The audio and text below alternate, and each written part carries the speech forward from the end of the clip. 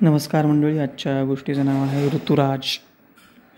अक्षर त्याच्या आजोबांना मराठी महिने, इंग्रजी महिने, ऋतू यांची माहिती विचारू लागला. आजोबांनीही अगदी हिरिरीनं आणि आनंदानं ती माहिती दिली.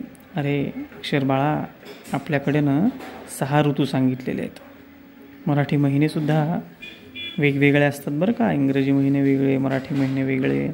तसं आता माघ महिना सुरू आहे.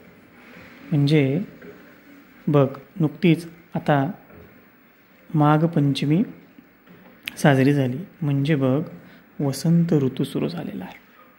वसंत ऋतू हा सगळ्या ऋतूंचा राजा बरं का अक्षर. या ऋतूमध्ये पूर्ण सृष्टी जणू तरुण व्हायला लागते. तिला नवरूप यायला लागतं. याच वसंताच्या काळामध्ये चैत्र, फाल्गुन, वैशाख असे मराठी महिने येतात. मग त्यामध्ये अनेक सण उत्सव असतात जे निसर्गाच्या संकेतांना, नियमांना धरून असतात.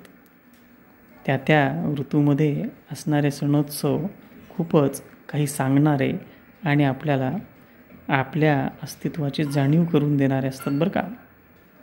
आता हेच बघ, वसंत ऋतूमध्ये आपला भोवताल, आपलं भोवतालचं जग म्हणजे निसर्ग, ह्या गोष्टी आपण नीट बारकाईने पाहिल्या ना तर आपल्याला लक्षात यायला लागतं की नवी पालवीसुद्धा याच काळात यायला लागते. याच काळामध्ये रंगोत्सव, होलिकोत्सव म्हणजे होळी अशा गोष्टी असतात.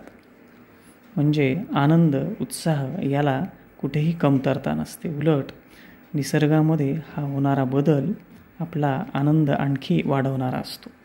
त्यामुळं निसर्गाच्या या नियमांना समजून उमजून घेतलं तर आपल्यालाही निसर्गाशी संवाद साधता येतो आणि कळतं की भारतीय सण उत्सव किती महत्त्वाचे आहेत. अक्षर ऐकत होता कान लावून आणि मनापासून. पण आजोबा, व्हॅलेंटाईन डे? अरे हो हो हो सांगतोय, तिकडेच वळतोय. तुझा कल तिकडे असेल हे स्वाभाविकच आहे. म्हणजे 14 फेब्रुवारी हे की नाही, व्हॅलेंटाईन्स डे. हां, तो तर दिवस जगाच्या पातळीवर साजरा होतोच होतो, हे खरं आहे. त्याची कथा आहे, कहाणी आहे, त्यात आपल्याला जायचं नाही. पण त्याचा एक सार आपण समजून सगळ्यांना समजतो, तो आपल्याला अपील होतो, आवडतो. म्हणजे प्रेम. प्रेम ह्या गोष्टीबद्दलचं ते एक आवाहन आहे, बरोबर आहे की नाही. तुम्हा तरुण मंडळींना त्या गोष्टी जास्त आकर्षित करतात.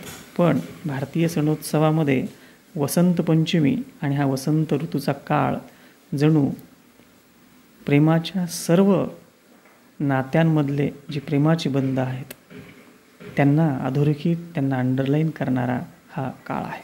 म्हणजे व्हॅलेंटाईन्स डेच्या कितीतरी हजारो वर्ष आधी आपल्याकडं वसंतोत्सव वेगवेगळ्या रूपानं साजरा होतो. या निमित्तानं सरस्वतीचं पूजन होतं. वेगवेगळ्या प्रकारचे गोडधोड केल्या जातं. या काळामध्ये उद्यानात फिरून फळांचा यथेच्छ आहार करण्याची एक वेगळी संधी मुलांना दिली जाते.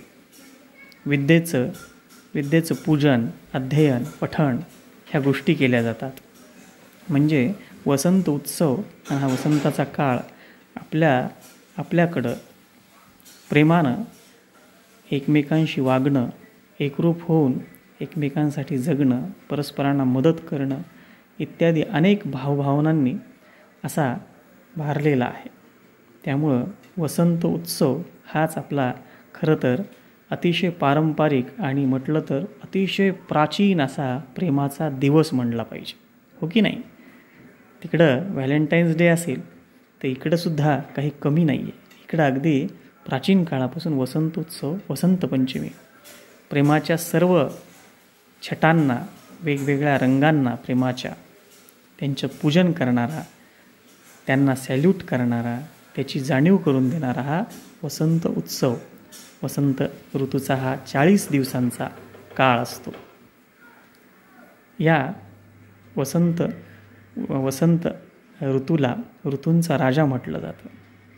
इतर ऋतू त्याला 8-8 दिवसाची अशी भेट देत असतात. म्हणून वसंत ऋतूचा काळ हा एक प्रकारे 40 दिवसांच्या आसपास असतो. अलीकडं हवामान वातावरण बदललं आहे, त्यामुळं ऋतू फक्त 2च जाणवू लागतात. पण बघ, एखाद्या वर्षी तरी आपल्याला वसंतसुद्धा दिसेल, भेटतो, जाणवतो. पण आपल्याला आपल्या जाणीवा त्या पातळीवर न्याव्या लागतील, वाचावं लागेल, ऐकावं लागेल, तरच आपल्याला ह्या गोष्टी कळू शकतील. अन्यथा आपण हे सगळं पुराणातले हे सगळे वांगी आहेत, पुराणातल्या वांगी आहेत किंवा खोटं आहे असं समजून आपण त्याकडे दुर्लक्ष केलं तर काहीही फायदा होणार नाही.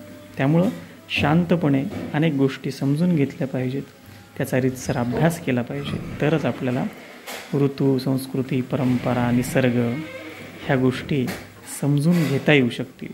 आणि त्यानंतरच ते ठरवता येईल की त्यात तथ्य किती आहे आणि ते निसर्गावर आधारित किती आहे, हो की नाही.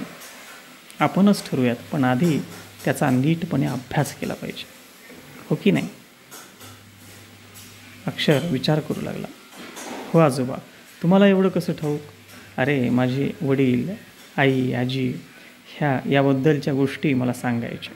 मग मी ग्रंथामध्ये त्याची पडताळणी करून बघायचो आणि खरोखरच तशा प्रकारचे उल्लेख, सण, खाद्यपदार्थ, खाद्यसंस्कृती ही कशी एकमेकांशी संलग्न आहे, अनुरूप आहे, हे माझ्या लक्षात यायचं. आणि मग मी त्याचं अगदी मनापासून पालन करायचो. अंधश्रद्धा म्हणून नाही बरं, त्यामागचं प्राचीन शास्त्र काय आहे हे जाणून समजून नंतरच मी त्या गोष्टी पाळायला लागलो. त्याच गोष्टी मी तुझ्या वडिलांनाही सांगितल्या आणि मी आता त्याच गोष्टी तुलाही सांगेन बाळा. तर्कानं, बुद्धीनं नक्कीच विचार कर, पण श्रद्धासुद्धा तितकीच महत्त्वाची, किंबहुना त्याहून जास्त महत्त्वाची आहे. कारण श्रद्धा माणसाला सर्वार्थानं बळ देते. झाली आजची गोष्ट. पुन्हा भेटूयात पुढच्या भागात. तोपर्यंत काळजी घ्या. बाय.